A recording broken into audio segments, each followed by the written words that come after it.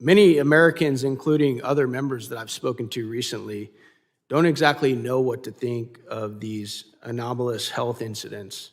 I spoke to one the other day, just yesterday, who said, I thought that was debunked.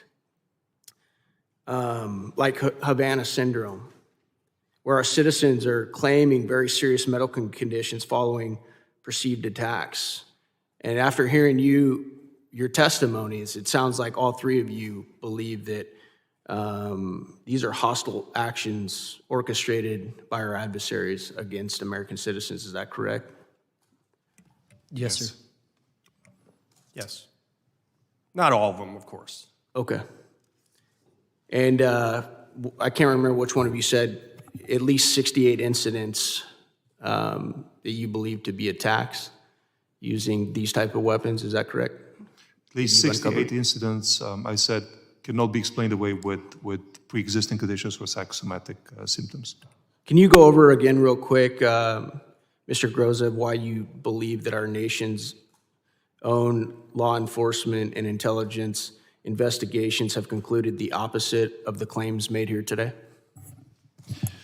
One general observation, and again, I don't know the answer, but based on my 10 years of investigation of Russian intelligence operations and observing the parallel findings of law enforcement and intelligence publications, I find that there's an over-reliance on something that a colleague and a victim, a colleague of the victims and a victim himself, called the drinking straw insight that is unfortunately used for many of the conclusions.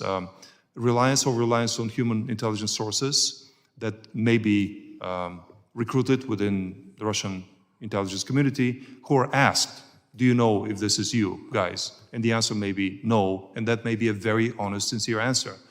From my investigation, it's clear that any operation like this is heavily compartmentalized and it's firewalled to a degree where even other members of the same unit might not be aware that this has been going on.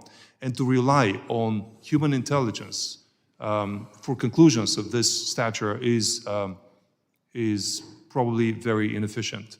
What we do find is unexplained travel. We find unexplained communications that all point to a very plausible and internally consistent theory that these people are behind the attacks.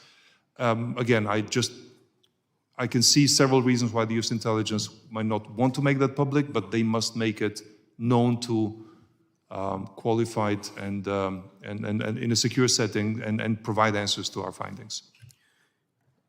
Guys, if your assessments here are correct, these are very covert weapons, aren't they?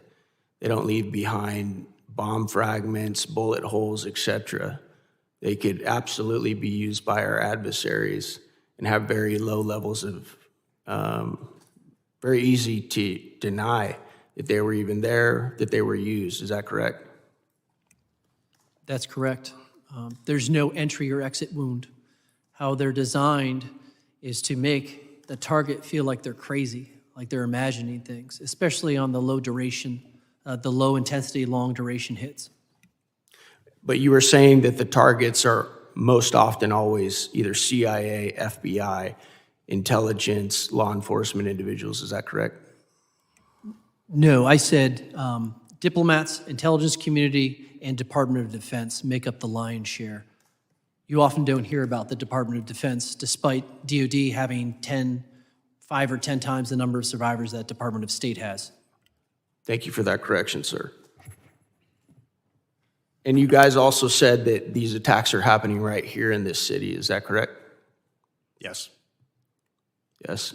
Can you expound on that a little bit more? I mean, there have been some that have gone public with respect to Washington, D.C.